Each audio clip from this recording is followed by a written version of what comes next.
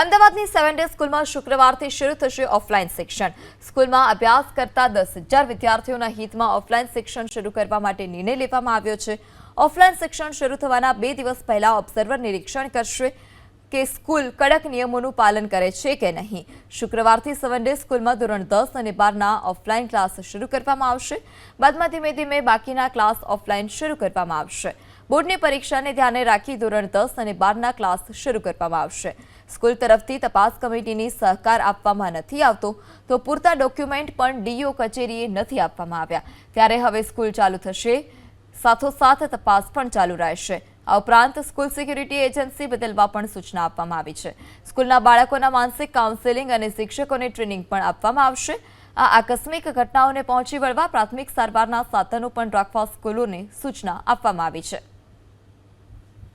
3 ઓક્ટોબરથી ઓફલાઈન વર્ગો ધોરણ 10 અને 12ના શરૂ કરવા જઈ રહ્યા છે। બાકીના તબક્કાવાર શરૂ કરવાના છે, પરંતુ મૂળ મુદ્દે સલામતીની સંપૂર્ણ વ્યવસ્થા શાળા કક્ષાએ જાળવવાની રહેશે।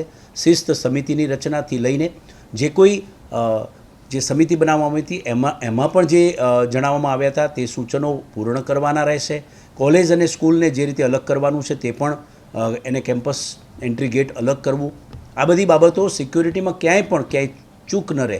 સીસીટીવી કેમેરાથી તમામ પ્રકારે બિલ્ડિંગના આજુબાજુના તમામ પરિસરના જે છે એ દ્રશ્ય કવર કરી શકાય તે પ્રકારનું આયોજન, તેમજ જ્યારે પ્રથમવાર વિદ્યાર્થીઓ આવી રહ્યા હોય ત્યારે આટલા સમય પછી તેમના માનસિક સ્વાસ્થ્ય માટે કાઉન્સેલિંગ પણ શાળા કક્ષાએ કરવા બાબતે જણાવવામાં આવેલું છે।